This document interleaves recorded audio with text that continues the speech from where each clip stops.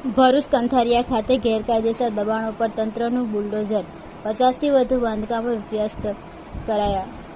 ભરૂચ જિલ્લામાં ગેરકાયદેસર દબાણો સામે તંત્રએ કડક કાર્યવાહી હાથ ધરી છે. આ કાર્યવાહીના ભાગરૂપે કંથારિયામાં દારૂલ ઉલૂમની સામે આવેલા અંદાજે 50થી વધુ ગેરકાયદેસર બાંધકામો તોડી પાડવામાં આવ્યા છે.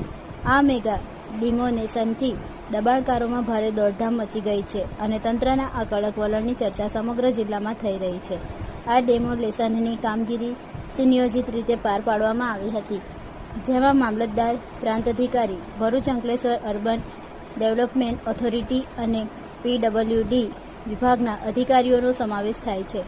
આ તમામ વિભાગોના સંકલનથી ગેરકાયદેસર બાંધકામોની ઓળખ કરીને તેને કાયદાકીય પ્રક્રિયા હેઠળ દૂર કરવામાં આવ્યા, જે દર્શાવે છે કે તંત્ર હવે દબાણો પ્રત્યે કોઈપણ પ્રકારની નરમાઈ રાખવા તૈયાર નથી.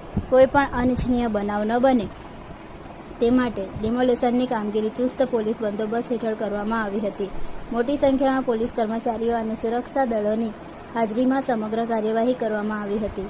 આ પગલાંથી કાયદો અને વ્યવસ્થા જાળવી રાખવામાં તંત્ર સફળ રહ્યું છે. વર્ષોથી ઊભા થયેલા આ ગેરકાયદેસર બાંધકામો પર તંત્રએ આખરે JCB ફેરવી દીધું.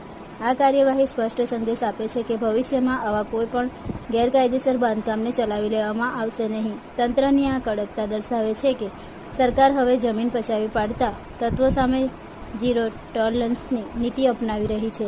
ભરૂચ જિલ્લામાં હાલ અનેક સ્થળોએ આ પ્રકારની ડિમોલેશનની કામગીરી ચાલી રહી છે, જે દર્શાવે છે કે તંત્ર હવે ગેરકાયદેસર દબાણોને જળમૂળથી નાબૂદ કરવા માટે પ્રતિબદ્ધ છે.